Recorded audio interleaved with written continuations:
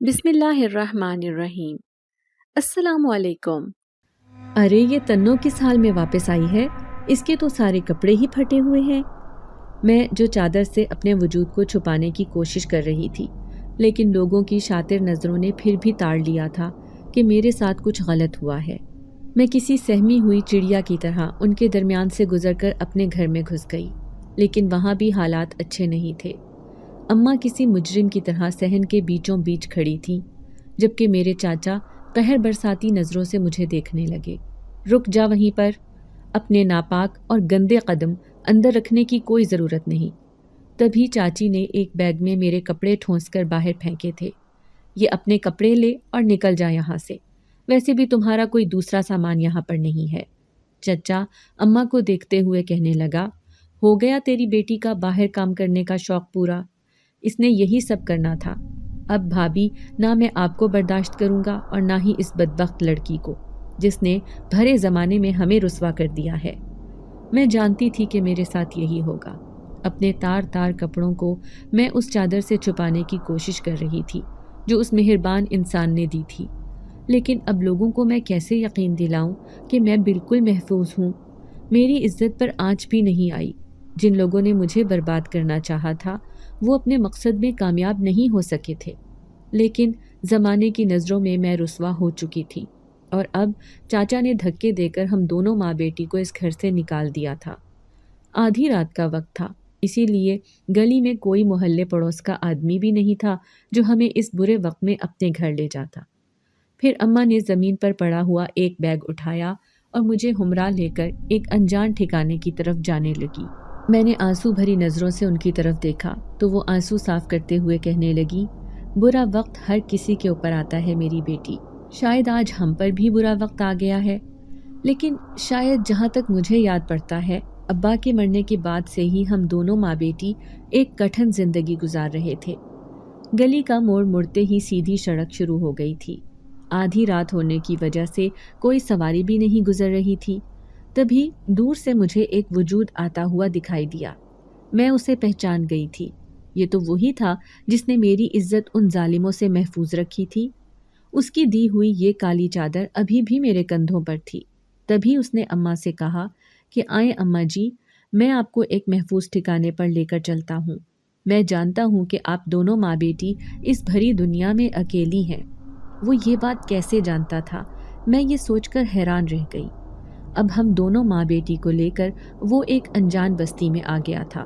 پھر ایک گھر کی طرف اشارہ کرتے ہوئے کہنے لگا، یہاں ایک بوڑھی عورت رہتی ہے، آپ دونوں ان کے ساتھ رہ لینا، وہ آپ کے رہنے پر کوئی اعتراض نہیں کریں گی، میں بھی گاہے بگاہے آپ سے ملنے آتا رہوں گا۔ یہ کہتا ہوا وہ ایک گہری نظر مجھ پر ڈالتا ہوا قریب سے گزر کر چلا گیا۔ میں اب تک اس کے وجود کی خوشبو محسوس کر رہی تھی، جبکہ اماں حیران پریشان تھی۔ پھر جیسے ہی ہم دروازہ کھول کر گھر کے اندر داخل ہوئے، سامنے ہی وہ بوڑھی عورت بیٹھی نظر آ گئی تھی۔ یہ جان کر مجھے حیرت ہوئی کہ وہ آنکھوں سے نابینا تھی۔ ہمیں بھی دیکھے بنا ہی کہنے لگی، مجھے معلوم ہو گیا ہے کہ تم دونوں ماں بیٹی اس بھری دنیا میں اکیلی ہو، بے فکر ہو کر اس گھر میں رہو، کوئی تمہیں کچھ نہیں کہے گا۔ اس کا لہجہ بہت شفقت بھرا تھا۔ میری آنکھوں میں بے اختیار آنسو آ گئے۔ اللہ نے اگر ایک ٹھکانہ چھینا تھا تو دوسرا ٹھکانہ بھی عطا کر دیا تھا۔ بے شک اس کی ذات بہت مہربان ہے۔ میں دل ہی دل میں اپنے رب کا شکر ادا کر رہی تھی۔ میرا نام تنویر فاطمہ ہے۔ اماں ابا بڑے پیار سے مجھے تنو بلاتے تھے۔ جب تک ابا زندہ رہے 2 کمروں کے چھوٹے سے مکان میں ہم چاچا کے ساتھ بڑی خوشحال زندگی گزار رہے تھے۔ ابا سبزیوں کا ٹھیلا لگاتے تھے، جبکہ چاچا کی پرچون کی دکان تھی۔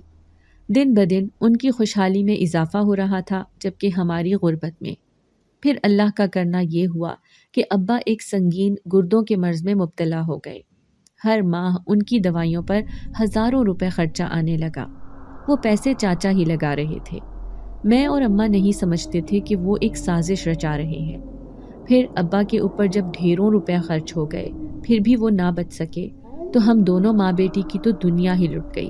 لیکن ابا کی میت کے 3 دن بعد ہی چاچا اماں سے کہنے لگے کہ اب یہ پورا گھر میرا ہو گیا ہے، کیونکہ بھائی کی بیماری پر میں نے اپنا لاکھوں روپیہ خرچ کیا ہے۔ میں یہ سن کر حیران رہ گئی تھی۔ حالانکہ انہوں نے تو ٹھیک سے ابا کا علاج بھی نہ کروایا تھا۔ اگر اچھا علاج کرواتے تو شاید ابا زندہ ہوتے، لیکن ان کے سفید جھوٹ پر میں غصے سے کھول کر رہ گئی تھی۔ پھر چاچا سے کہنے لگی، چاچا اماں بیوہ ہو گئی ہیں اور میں یتیم، اور آپ ہم سے یہ ٹھکانہ بھی چھیننے کے چکر میں ہیں۔ اس گھر پر اماں کا اور میرا بھی حق ہے، کیونکہ دادی نے آدھا گھر آپ کے جبکہ آدھا ابا کے نام کیا تھا۔ لیکن چاچا یہ سن کر آگ بگولا ہو گئے اور کہنے لگے، ہرگز نہیں، پھر وہ میرے پیسے چکاؤ جو 2 لاکھ روپے بنتے ہیں۔ ہے تمہاری ماں بیٹی کی اوقات جو میرے پیسے دے سکو؟ تبھی اماں نے میرا ہاتھ دبایا اور چاچا سے کہنے لگی، منیر فکر مت کرو، یہ پورا گھر تمہارا ہے۔ ویسے بھی میری بیٹی نے تو کل کو شادی ہو کر پرائے گھر چلے ہی جانا ہے، اس کے بعد ایک میری بوڑھی جان رہ جائے گی۔ تم بھلے ہی یہ گھر لے لو، مجھے کوئی اعتراض نہیں۔ اماں اتنی آسانی سے ہار مان جائیں گی، مجھے اس بات کا کوئی اندازہ نہیں تھا۔ پھر ہم دونوں ماں بیٹی روپے پیسے کے محتاج ہونے لگے، کیونکہ چاچا تو خرچے کے نام پر ہمیں 1 روپیہ بھی نہیں دیتا تھا۔ وہ بار بار کہتا کہ خود ہی اپنا بندوبست کرو۔ دراصل وہ ہم دونوں کو اس گھر سے نکال دینا چاہتا تھا، تاکہ پھر کبھی ہم گھر حاصل کرنے کے لیے آواز نہ اٹھا سکے۔ لیکن میں نے بھی ہار نہ مانی اور اماں سے ضد کرنے لگی کہ جس طرح محلے کی دوسری لڑکیاں فیکٹری میں نوکری کرتی ہیں، اسی طرح میں بھی کرنا چاہتی ہوں۔ اماں کہنے لگی، تیرا چاچا کبھی یہ بات نہیں مانے گا، تو جانتی نہیں کہ وہ کتنا غصے والا آدمی ہے۔ میں نے کہا، اماں تو کیا ہم بھیک مانگ کر اپنا گزارا کریں؟ آخر کو کل کو آپ میری شادی کریں گی تو کیا چاچا کے سامنے ہاتھ پھیلائیں گی؟ اماں کو میری بات سمجھ آ گئی تھی، لیکن چاچا نے اس بات پر غصے کا اظہار کیا تھا اور کہنے لگا، اب مجھے زمانے بھر میں رسوا کرنا چاہتی ہو کہ میں تم جیسی بیوہ اور اپنی یتیم بھتیجی کو پال نہیں سکتا؟ اس گھر میں رہ کر ایسا سوچنا بھی مت۔ لیکن میں بھی ان کے سامنے کھڑی ہو گئی اور کہنے لگی، چاچا آپ کے بچے چھوٹے ہیں، اور پھر اس گھر میں آپ کا سہارا بننے کے لیے بھی کسی کو تو ساتھ دینا پڑے گا، اس لیے میں نے سوچا ہے کہ میں قریبی فیکٹری میں نوکری کر لیتی ہوں۔ یوں کافی تو میں کے بعد آخر کار چاچا راضی ہو گئے۔ مجھے بھی جلدی ہی فیکٹری میں نوکری مل گئی، کیونکہ پڑوس میں رہنے والی ذکیہ میری اچھی سہیلی تھی، اس کے توسط سے ہی مجھے فیکٹری میں نوکری ملی تھی۔ لیکن کہتے ہیں نا کہ یتیم اور غریب لڑکی ہونا بھی سب سے بڑا عذاب ہے۔ تبھی تو میں جیسے ہی فیکٹری میں نوکری کرنے لگی، وہاں پر کام کرنے والے ایک مینیجر کی نظر مجھ پر ٹک گئی۔ خدا نے مجھے خوبصورتی جیسی دولت سے بھی نوازا تھا۔ میرے چہرے پر معصومیت بھی بے پناہ تھی۔ زمانے کی اونچ نیچ سے ناواقف جو لوگ جو بھی کام کہتے، میں فوراً ہی وہ کرنے پر تیار ہو جاتی تھی۔ لڑائی جھگڑا کرنے والی ایسی کوئی عادت میرے اندر نہیں تھی۔ پھر فیکٹری میں کام کرنے والی ایک عورت کہنے لگی، اتنی معصومیت اچھی نہیں، تھوڑی سمجھدار بن جاؤ، یہاں پر بہت خراب لوگ کام کرتے ہیں۔ لیکن مجھے ان کی باتیں سمجھ نہیں آئی تھی، لیکن میں نہیں جانتی تھی کہ وہ گھٹیا آدمی اندر ہی اندر کوئی پلان بنا رہا ہے۔ پھر اس دن اس نے اس پوری فیکٹری کی صرف 3-4 لڑکیوں کو ہی اوور ٹائم میں روکا تھا، اور اس میں میرا نام بھی شامل تھا۔ تھوڑی دیر بعد اس نے دیگر 3 لڑکیوں کو بھی چھٹی دے دی۔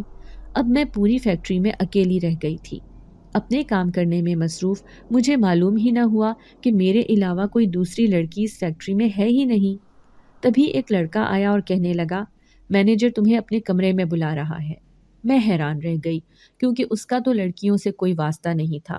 ہاں، انچارج ہی لڑکیوں کو کام کے بارے میں ہدایات دیتا تھا، لیکن مینیجر کی بات سننا بھی ضروری تھا، اسی لیے جلدی سے اٹھ کر اس کے کمرے میں چلی گئی۔ پیچھے سے ان لوگوں نے کمرے کا دروازہ بند کر لیا۔ اس کمرے میں 3 لوگ موجود تھے، ان کی ملی بھگت تھی، جبھی تو مجھ جیسی غریب اور یتیم لڑکی کو انہوں نے بے بس کرنا چاہا تھا۔ لیکن میں اپنی عزت بچانے کے لیے کچھ بھی کرنے کو تیار تھی۔ جبھی تو سامنے پڑا ہوا گملہ اٹھا کر مینیجر کے منہ پر دے مارا۔ اس کے کئی ٹکڑے ان دونوں آدمیوں کے چہرے پر بھی لگے تھے۔ میں نے پھرتی سے دروازہ کھولا اور باہر کی طرف بھاگنے لگی۔ میں پوری فیکٹری میں بے بس پرندے کی طرح پھڑپھڑا رہی تھی، پناہ کی تلاش میں، لیکن اچانک ہی کسی نے پیچھے سے میرے وجود کو پکڑا تھا۔ اپنے آپ کو چھڑانے کے لیے میرے کپڑے بھی پھٹ گئے، لیکن میں ان شیطانوں کی سازش کسی صورت کامیاب نہیں ہونے دینا چاہتی تھی۔ اس لیے اپنے پھٹے ہوئے کپڑوں کے باوجود اپنا دوپٹہ وہیں پھینکا اور اسی حالت میں بڑے سے گیٹ سے بھاگ کر سڑک پر آ گئی۔ وہ دونوں میرا پیچھا کر رہے تھے، کیونکہ میں نے انہیں زخمی کیا تھا، لیکن میں ان دونوں درندہ صفت آدمیوں سے بچنے کے لیے ایک درخت کے پیچھے چھپ گئی۔ وہ کافی دیر تک مجھے ادھر ادھر ڈھونڈتے رہے، لیکن میں اسی درخت کے پیچھے سہمی ہوئی سانس بھی نہ لے پائی تھی۔ پھر جب ان کے جانے کا یقین ہو گیا تبھی میں باہر نکلی تھی، لیکن اپنی حالت دیکھ کر میں رونے لگی۔ کپڑے جگہ جگہ سے پھٹے ہوئے تھے، پاؤں میں چپل نہیں تھی، بال بھی بکھرے ہوئے تھے، دوپٹہ تو تھا ہی نہیں۔ اگر ایسی حالت میں میں گھر واپس جاتی تو پورا محلہ مجھ پر انگلی اٹھاتا۔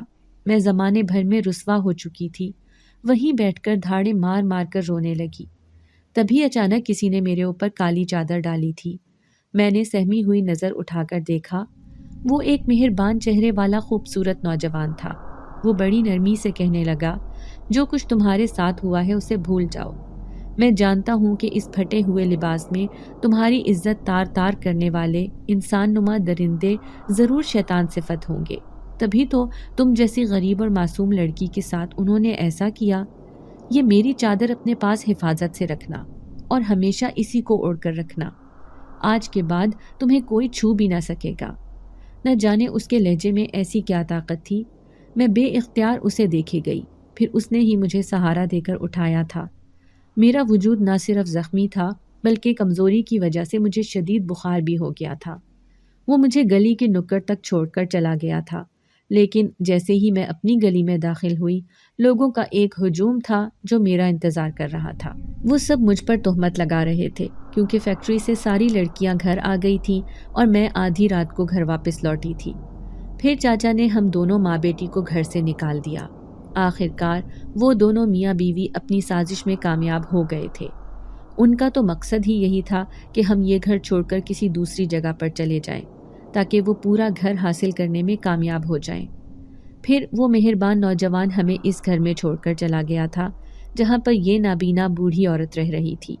اس بوڑھی اماں کا گھر بہت بڑا تھا، بالکل صاف ستھرا، لیکن اکیلی جان بھلا اتنا سب کچھ کیسے کرتی ہوگی؟ میں یہ سب دیکھ کر حیران تھی۔ جب میں نے یہی بات اس اماں سے پوچھی تو وہ کہنے لگی، ارے بیٹا میں کیا جانوں کون آتا ہے، ایک نوجوان ہے جو روزانہ میرے گھر آتا ہے، صفائی ستھرائی کرتا ہے، مجھے کھانا کھلاتا ہے۔ تو اماں کیا آپ کے بچے نہیں ہیں؟ میں حیران ہو کر پوچھنے لگی تو وہ کہنے لگی، ہاں بچے تو تھے میرے 4، لیکن 2 بیٹیوں کی شادی کر دی، وہ شہر میں رہتی ہیں، 2 بیٹے ہیں جو دوسرے ملک جا کر بس گئے، اب میں اکیلی عورت اس بڑے سے گھر میں رہتی تھی۔ پھر آہستہ آہستہ بیٹوں کی یاد میں تڑپ تڑپ کر روتی تو آنکھوں کی بینائی سے محروم ہو گئی، پھر تو بالکل ہی محتاج ہو کر رہ گئی تھی۔ کروڑوں کی مالک تھی، لیکن آہستہ آہستہ لوگوں نے میرے گھر بار، مویشی، مال سب لوٹ لیا، اسی لیے میں روٹی کی بھی محتاج ہو کر رہ گئی تھی۔ لیکن پھر ایک مہربان نوجوان آیا۔ میں 3 دن سے بھوکی کمرے میں پڑی تھی، آ کر اس نے مجھے اٹھایا، کھانا کھلایا، ہاتھ منہ بھی دھلا دیتا ہے، کپڑے بھی بدلتا ہے، سارا کام کر کے جاتا ہے۔ وہ بہت اچھا لڑکا ہے۔ میرا دل زور زور سے دھڑکنے لگا۔ یقیناً وہ اسی نوجوان کے بارے میں بات کر رہی تھی جس نے مجھے یہ کالی چادر دی تھی، میری عزت محفوظ رکھنے کے لیے۔ بے اختیار میرے دل میں اس کے لیے ایک نیا جذبہ سر اٹھانے لگا۔ اب میں دن رات اس کا انتظار کرنے لگی۔ اماں کی پوری ذمہ داری ہم دونوں ماں بیٹی نے اٹھا لی تھی۔ ہم تو خوف کے مارے گھر سے باہر بھی نہیں نکلتے تھے، حالانکہ یہ بستی بہت بڑی تھی، لوگوں کا آنا جانا اس گلی میں لگا رہتا تھا، لیکن کوئی بھی یہاں جھانک کر نہ دیکھتا۔ کافی دن تک ہم اس گھر میں رہتے رہے، دونوں ماں بیٹی ان کی خدمت گزاری کرتی، وہ نہایت خوش رہتی تھی۔ پھر ایک دن تو ہم پر قیامت گزر گئی، جب میں سو کر اٹھی تو اس بوڑھی عورت کا مردہ وجود ہمارا منتظر تھا۔ وہ بالآخر یہ دنیا چھوڑ کر چلی گئی تھی۔ یوں پوری بستی کے لوگوں کا ایک ہجوم تھا جو اس گھر میں آ گیا۔ ہم دونوں سہمی ہوئی آخری کونے میں کھڑی رہی، لیکن جیسے ہی جنازے کو 3 دن گزرے، ایک آدمی کہنے لگا، ان کے بیٹوں نے یہ گھر مجھے بیچ دیا تھا، میں نے انہیں رقم بھی ٹرانسفر کر دی ہے، اب اس گھر پر میرا حق ہے۔ اس نے رسیدیں دکھا دی تھیں اور کاغذات بھی، لیکن ہم دونوں بہت مایوس ہو گئے۔ اتنے دن سے عزت سے سر چھپا کر اس ٹھکانے میں بیٹھے تھے، اب نہ جانے کہاں جاتے۔ اماں اور میں بہت خوفزدہ تھے، آگے آنے والی زندگی نہ جانے ہمیں کیا رنگ دکھانے والی تھی۔ اب میں رات دن اسی نوجوان کا انتظار کرتی رہتی کیونکہ اس آدمی نے ہمیں اس گھر سے جانے کا کہہ دیا تھا۔ پھر ایک دن وہ اپنی فیملی کو لے کر آیا اور اس گھر میں شفٹ ہو گیا۔ اب ہم دونوں بھی اس گھر سے نکل آئے، تھوڑے سے کپڑے اپنے بیگ میں ڈالے۔ اب ہم نئے ٹھکانے کی تلاش میں تھے۔ پھر اماں کہنے لگی، میں جانتی ہوں کہ یہاں سے دور ایک شہر ہے جہاں پر صرف بنگلے ہی بنگلے بنے ہیں، وہاں پر رہنے والے بہت امیر لوگ ہیں۔ کیوں نہ ہم کسی بنگلے والے سے کہتے ہیں کہ کام کاج کرنے کے بدلے ہمیں کوئی رہنے کا ٹھکانہ بھی دے دے اور 2 وقت کی روٹی بھی۔ اماں کی بات مناسب تھی۔ ہم دونوں ماں بیٹی پیدل اب اس شہر تک پہنچ گئے۔ یوں ایک بنگلے میں کام مانگا۔ وہاں کی موٹی مالکن کہنے لگی، بغیر کسی تحقیق کے میں تمہیں کیسے اس گھر میں رکھ سکتی ہوں؟ کہیں تمہارا تعلق کسی گینگ وغیرہ سے نہ ہو؟ وہ شک بھری نظروں سے اماں کو دیکھ رہی تھی۔ پھر میں ان سے کہنے لگی، نہیں بیگم صاحبہ، میں ایک یتیم لڑکی ہوں اور یہ میری اماں بیوہ عورت ہے۔ ہمارے پاس تو کوئی رہنے کا ٹھکانہ بھی نہیں۔ میرے ساتھ بہت بڑا حادثہ ہو چکا ہے، اسی وجہ سے ہم دونوں زمانے بھر میں رسوا ہو کر در بدر کی ٹھوکریں کھا رہے ہیں۔ یوں اس عورت نے ہمیں رہنے کے لیے اس بنگلے میں جگہ دی تھی۔ اماں پورے بنگلے کا کام کرتی، جبکہ میں بھی ان کی مدد کر دیا کرتی تھی، لیکن نہیں جانتی تھی کہ ایک اور درندہ اس بنگلے میں بھی موجود ہوگا۔ وہ یہاں کا پرانا ملازم تھا جو ایک شیطان صفت فطرت کا مالک تھا۔ اس نے پہلے دن سے ہی ہم دونوں ماں بیٹی کی مجبوری بھانپ لی تھی۔ پھر وہ ایک دن مجھے کہنے لگا، تم یہ کالی چادر ہر وقت خود پر کیوں لپیٹ کر رکھتی ہو؟ اسے اتار دو، دیکھنا تمہارا خوبصورت وجود کتنا حسین دکھائی دیتا ہے۔ لیکن میں نے نفرت سے اسے دیکھا اور کہنے لگی، ہرگز نہیں، یہ چادر میری عزت کی حفاظت کرنے والی ہے۔ اس چادر کو مجھے کسی مہربان انسان نے دیا ہے، میں کبھی اسے خود سے الگ نہیں کروں گی۔ مجھے اس کے ارادے ٹھیک نہیں لگتے تھے۔ وہ موقع کی تلاش میں تھا کہ کب میں اسے اکیلی نظر آؤں اور وہ بے بس سمجھ کر مجھے اپنا شکار کر لے۔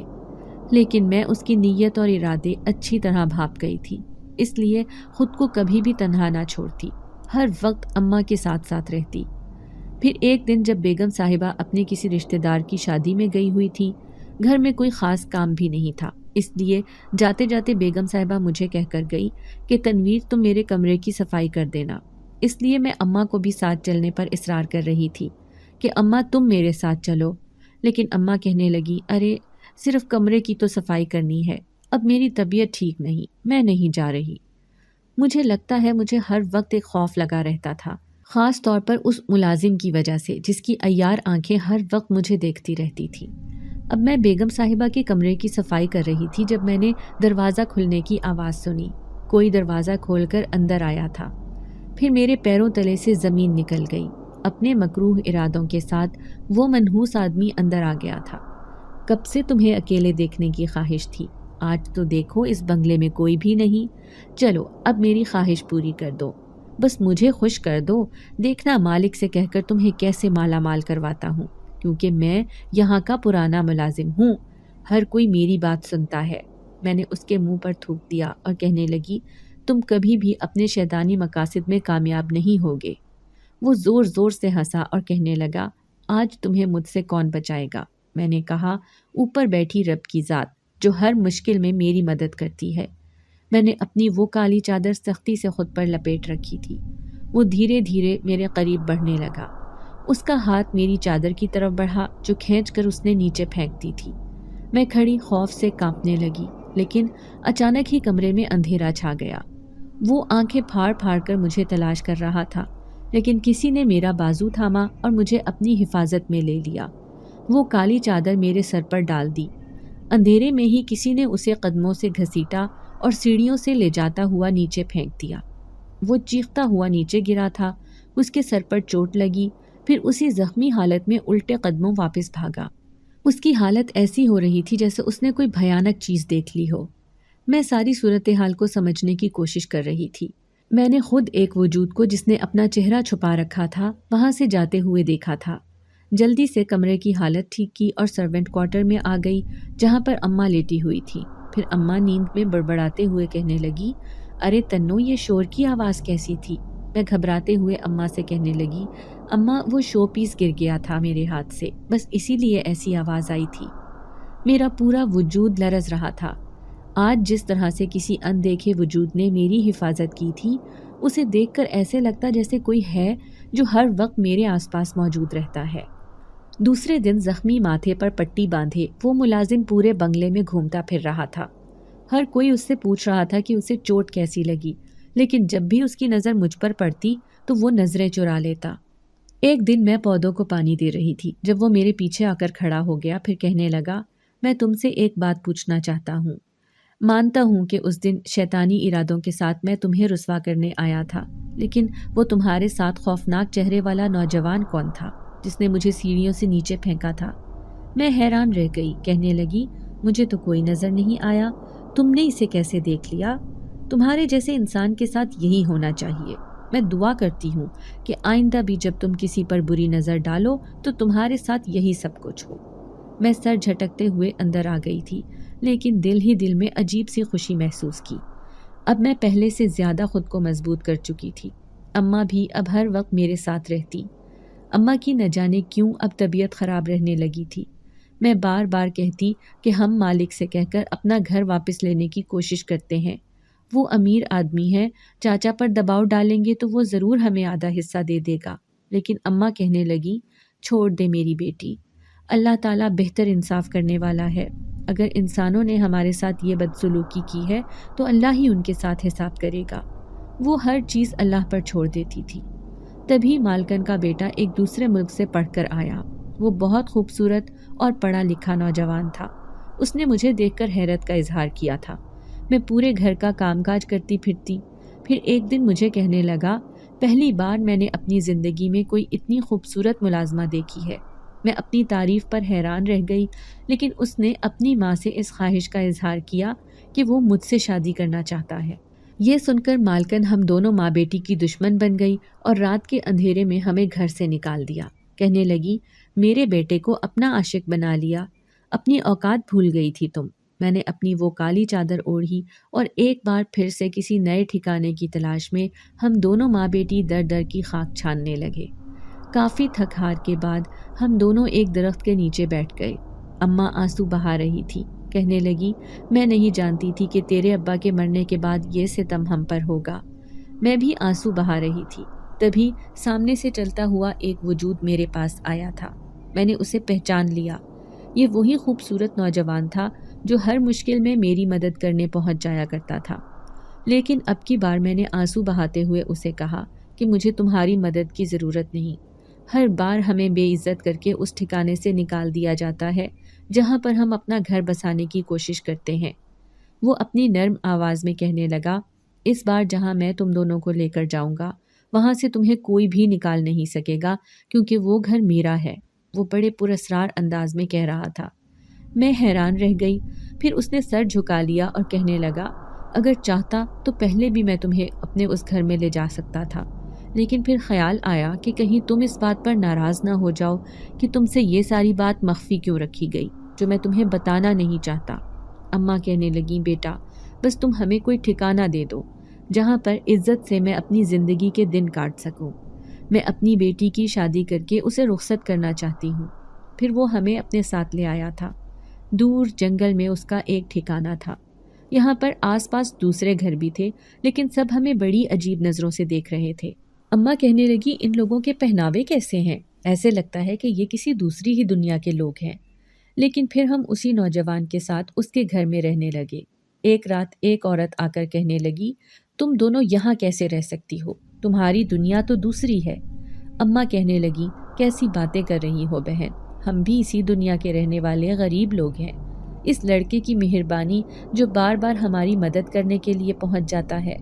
اس عورت نے بڑی عجیب نظروں سے مجھے سر سے پاؤں تک دیکھا، پھر اماں سے کہنے لگی، وہ ایسے ہی مدد نہیں کرتا، بہت لالچی ہے۔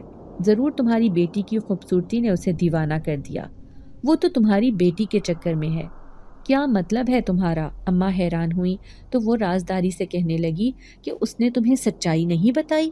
اس سے سچائی پوچھ کر دیکھو، تمہیں سب معلوم ہو جائے گا۔ یہ کہہ کر وہ چلتی بنی، لیکن اماں بری طرح پریشان ہو گئی تھی۔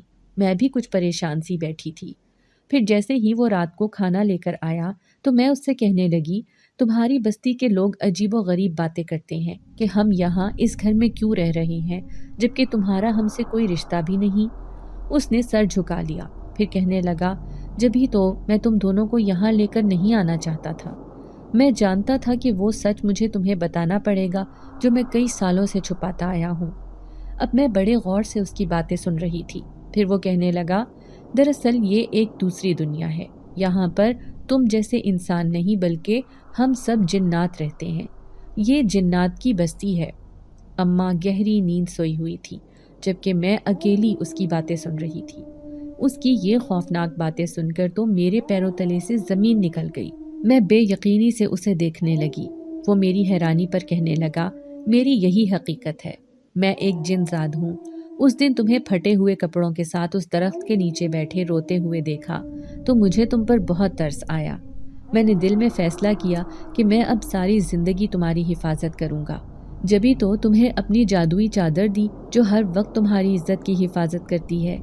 फिर मैं हैरान रह गया जब मेरे दिल में बार बार तुम्हारा ख्याल आता रहता। मुझे मालूम हो गया कि मैं पहली नज़र में तुम पर आशिक हो गया था। इसीलिए जब भी तुम किसी परेशानी में मुब्तला होती, मैं फ़ौरन ही तुम्हारे पास पहुंच जाता था। इस बस्ती के जिन्नात भी इसीलिए हैरान है कि मैं 2 आदमजादों को जिन्नात की बस्ती में लेकर आ गया। इसके सिवा मेरे पास कोई चारा भी नहीं था। उन हैवान नुमा इंसानों से बचने के लिए यहाँ पर रहना ही मुनासिब है। वो सर झुकाकर मुझे सच्चाई बता रहा था।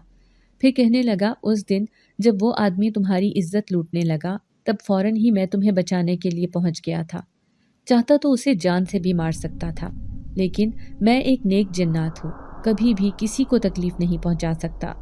हाँ, लेकिन बुरे कामों का अंजाम तो हमेशा बुरा ही होता है। अब आगे तुम्हारी मर्जी है।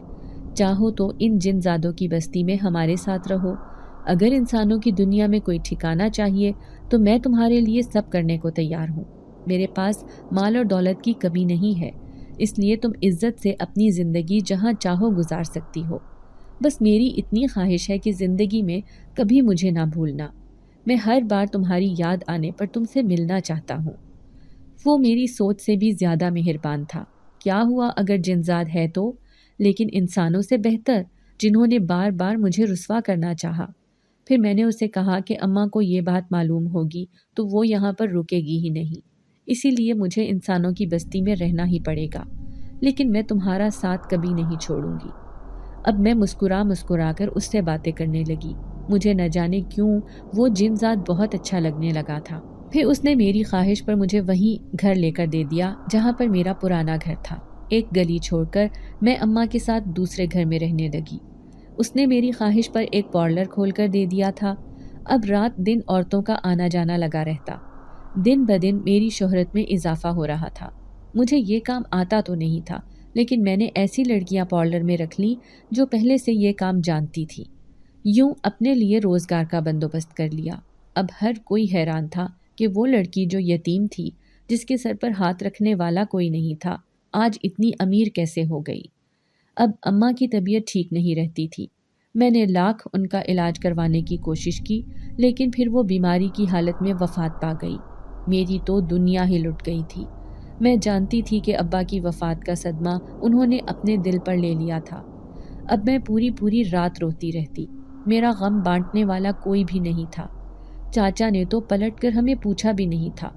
लोगों के कहने पर वो कहने लगे कि उसी दिन मैंने इन दोनों माँ बेटी से ताल्लुक़ ख़त्म कर लिया था, जिस दिन ये अपनी इज्जत लौटाकर घर पहुंची थी। हालांकि मेरी इज्जत तो बिल्कुल महफूज थी, लेकिन मैं जानती थी कि ये सारा ड्रामा तो वो घर के लिए कर रहे थे। अब मोहल्ले वाले लोग अजीब अजीब बातें करने लगे कि इतने बड़े घर में ये लड़की अकेली रहती है। आजकल तो दुनिया का कोई भरोसा नहीं, न जाने ये लड़की ठीक भी है या नहीं, कहीं ये कोई गलत काम ना करने लग जाए। हम अपनी बेटियों को इसके पार्लर में नहीं भेजेंगे। अब मैं हर रात वही काली चादर अपने ऊपर डालकर सोती कि न जाने कब कोई भेड़िया नुमा इंसान आकर फिर से मेरी इज्जत पर हमला करने की कोशिश करे। इस भरी दुनिया में एक अकेली लड़की का रहना किस कदर मुश्किल है। फिर एक रात मैं कमरे में सोई हुई थी, तब मैंने बाहर खटके की आवाज़ सुनी। शायद कोई दीवार फांद कर आया था। मैंने कमरे को अच्छी तरह लॉक किया, लेकिन फिर दरवाजे पर दस्तक होने लगी। मैंने खिड़की में से झांक कर देख लिया था। वो 2 नकाबपोश आदमी थे जो अकेली तन्हा लड़की को देखकर घर में दीवार फलांग कर आ गए थे। आज शायद मुझे कोई भी बचा नहीं सकेगा। जैसे ही दरवाज़ा तोड़कर वो अंदर आए तो किसी ने मेरे ऊपर वही चादर डाल दी और कान में सरगोशी की, मेरे होते हुए तुम्हें कोई रुस्वा नहीं कर सकता। تبھی ان دونوں آدمیوں کو اس نے ایک ہی جھٹکے میں ہی قابو کر لیا تھا۔ میں جانتی تھی کہ وہ ہر بار میری مدد کرنے کے لیے پہنچ جاتا ہے۔ آج بھی اس نے میری عزت محفوظ رکھی تھی۔ میں گھٹنوں میں منہ چھپا کر رو دی، لیکن اس نے ان دونوں آدمیوں کو سامنے ایک درخت سے باندھ دیا تھا تاکہ لوگ ان کی اصلیت کو پہچان لیں۔ میں جن ذات سے کہنے لگی، مجھے اپنی دنیا میں لے جاؤ، یہاں رہ کر میں کبھی بھی عزت والی زندگی نہیں گزار سکوں گی۔ قدم قدم پر بھیڑیے نما انسان مجھے رسوا کرنے کی کوشش کرتے ہیں۔ میں اس کے سامنے ہاتھ جوڑنے لگی، تب اس نے میرا ہاتھ تھاما اور کہنے لگا، ٹھیک ہے، آج سے تم میرے ساتھ اسی گھر میں رہو گی، میں انسانی روپ لے کر تمہارے ساتھ رہوں گا، میرے ہوتے ہوئے تمہیں کوئی بھی چھو نہیں سکے گا۔ اس نے مجھے بھرپور یقین دلایا تھا۔ اب جن ذات میرے ساتھ اسی گھر میں رہنے لگا۔ سب لوگ مجھ پر انگلیاں اٹھاتے کہ نہ جانے یہ نوجوان کون ہے جو راتوں رات اس گھر میں آ کر رہنے لگا، لیکن میں نے ان سب سے یہ کہہ دیا تھا کہ یہ میرا شوہر ہے اور میں اس کے ساتھ اس گھر میں رہتی ہوں۔ یوں سب لوگوں کی زبان بند ہو گئی تھی۔ ایک بار پھر سے میرا کام زور و شور سے چل رہا تھا۔ میں نے خود کو مصروف کر لیا۔ اب مجھے دنیا جہان کی خوشیاں مل گئی تھی۔ کیا ہوا اگر وہ جن زاد ہے تو؟ لیکن اس کے ہوتے ہوئے میں اپنے آپ کو محفوظ تصور کرتی تھی۔ قدم قدم پر اتنی ٹھوکریں کھائی تھی کہ اب ہر آہٹ پر چونک جاتی کہ کہیں پھر سے میرے ساتھ کچھ برا تو نہیں ہونے والا۔ اب میں اس کے لیے سجتی سنورتی۔ مجھے اپنے آپ کو بنا سنوار کر رکھنا اچھا لگتا تھا، کیونکہ وہ جن زاد میری تعریف کیا کرتا۔ اسے لال رنگ کا لباس پسند تھا، اسی لیے میں لال رنگ کا لباس پہن لیتی تھی۔ پھر ایک رات وہ اپنے ساتھ ایک چھوٹی بچی کو لے کر آیا جو بالکل 3 دن کی بچی لگ رہی تھی۔ میں اسے دیکھ کر حیران رہ گئی۔ وہ کہنے لگا، اسے کوئی کچرے کے ڈھیر پر پھینک کر چلا گیا تھا۔ نہ جانے کون ظالم انسان تھا، اس سے پہلے کہ کتے بلی اسے نوچ کر کھا جاتے، میں اسے اٹھا کر لے آیا۔ وہ ایک مہربان جنذات تھا، کسی کو تکلیف میں نہیں دیکھ سکتا تھا۔ پھر میں نے اور اس نے مل کر اس بچے کو پالنے کا فیصلہ کیا۔ کسی دوسرے کا ناجائز گناہ میں نے اپنے گھر میں پالنا شروع کر دیا۔ اس گناہ میں اس بچی کا تو کوئی قصور نہیں تھا۔ دھیرے دھیرے وہ بڑی ہونے لگی۔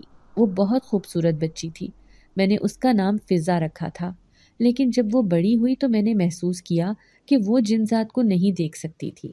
جب یہ بات میں نے اس جن ذات سے پوچھی تو وہ کہنے لگا، ہاں، کیونکہ میں نے صرف تمہارے سامنے خود کو ظاہر کیا ہے، ہر کوئی مجھے نہیں دیکھ سکتا۔ مجھے اس بات نے بہت صدمہ دیا تھا۔ یوں میری بیٹی فضا مجھے ماما کہہ کر پکارتی تو وہ مجھے بالکل اپنی سگی اولاد لگتی۔ اب وہ بڑی ہو گئی تھی، بار بار مجھ سے پوچھتی کہ میرا بابا کون ہے۔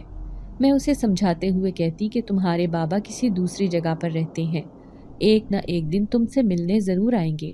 پھر میں نے جن ذات سے اصرار کیا کہ وہ خود کو فضا کے سامنے ظاہر کر دے تاکہ اس کا یہ سوال ختم ہو جائے، کیونکہ وہ اپنے والد کے بارے میں بار بار مجھ سے پوچھتی ہے۔ یوں میرے کہنے پر جن ذات اس کے سامنے آیا تھا۔ وہ جن ذات کے روپ میں اپنے باپ کو دیکھ کر بہت خوش ہوئی۔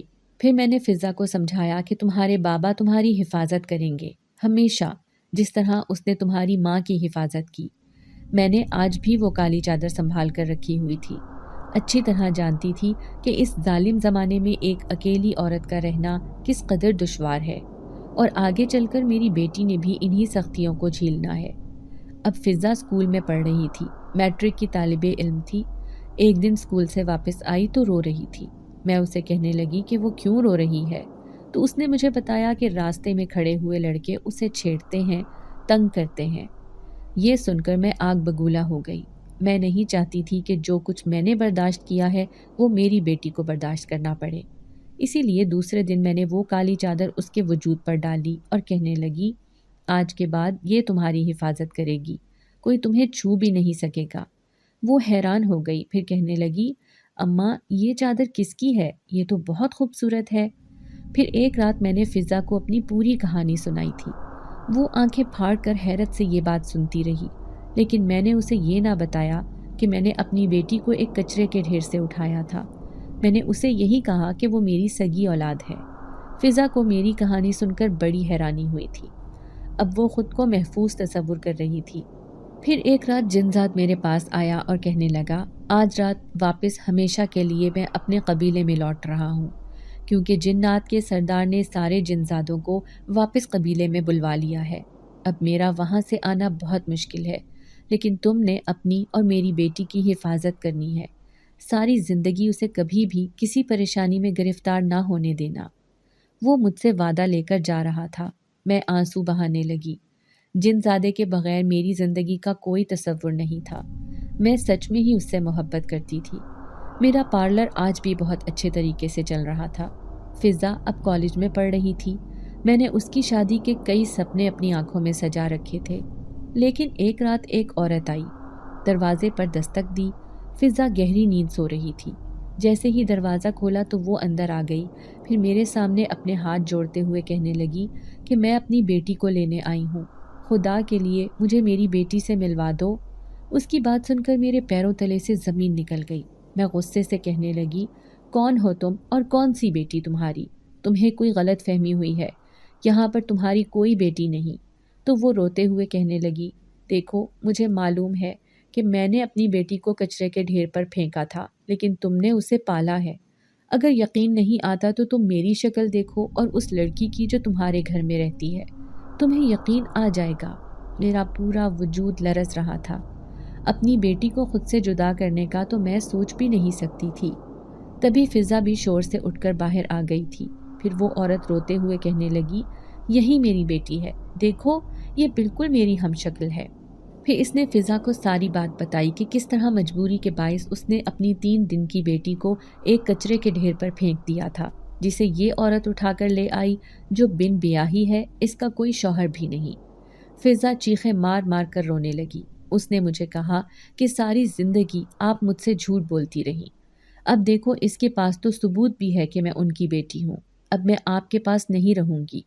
وہ پل بھر میں جیسے پرائی ہو گئی تھی، لیکن میں نے ان دونوں کے سامنے ہاتھ جوڑ دیے اور کہنے لگی، نہیں نہیں، تم ہی میری بیٹی ہو، اس عورت نے تو تمہیں کچرے کے ڈھیر پر پھینک دیا تھا۔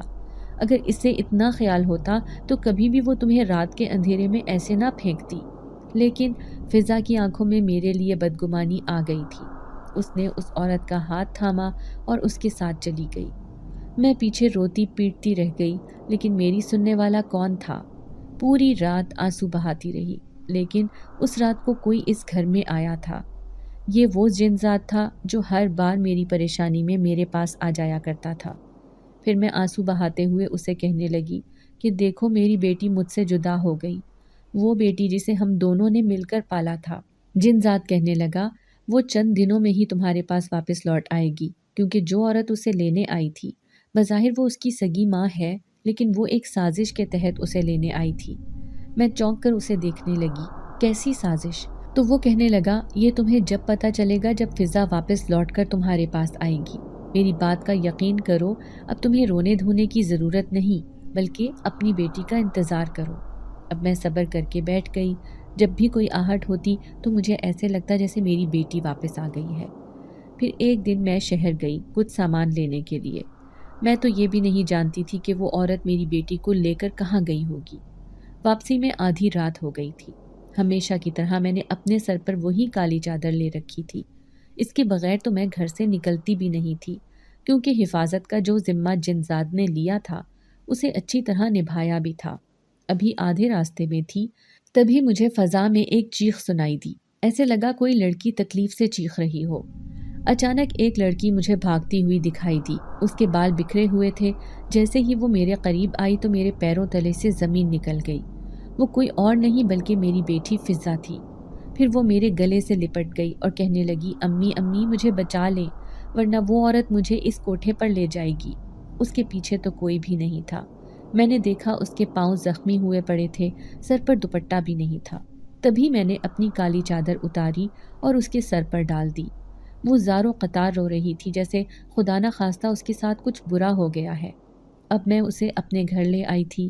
گھر آتے ہی اس نے میرے سامنے ہاتھ جوڑ دیے، کہنے لگی، امی مجھے معاف کر دو، میں نے آپ کے ساتھ بہت برا کیا، جو ابھی میرے ساتھ برا ہوا ہے۔ میں گھبرا گئی، کہنے لگی، میری بیٹی کے ساتھ کس نے برا کیا ہے؟ میں اس کی جان لے لوں گی۔ پھر وہ روتے ہوئے کہنے لگی، امی شاید آپ کی دعا نے ہی مجھے بچا لیا۔ جب وہ عورت مجھے اپنے ساتھ لے کر گئی تو اس کا شوہر جو کہ ایک نشئی انسان تھا، ان دونوں نے مل کر مجھے بیچنے کا پلان بنایا اور ایک عورت کے ہاتھوں فروخت کر دیا۔ جو لڑکیوں کو برے کاموں پر مجبور کرتی تھی۔ وہ مجھے بھی خرید کر لے گئی تھی، لیکن جیسے ہی اس نے ایک آدمی کو کمرے میں بھیجا تو میں نے اسے دھکا دے کر گرا دیا۔ نہ جانے میرے اندر اتنی طاقت کہاں سے آ گئی تھی۔ پھر میں وہاں سے کسی طرح فرار ہو گئی، لیکن اس عورت کے خطرناک آدمیوں نے میرا بہت دور تک پیچھا کیا۔ چھپتے چھپاتے میں ایک جنگل میں پہنچ گئی۔ میں بار بار آپ کو یاد کر رہی تھی، لیکن آپ مجھ سے بہت دور تھی۔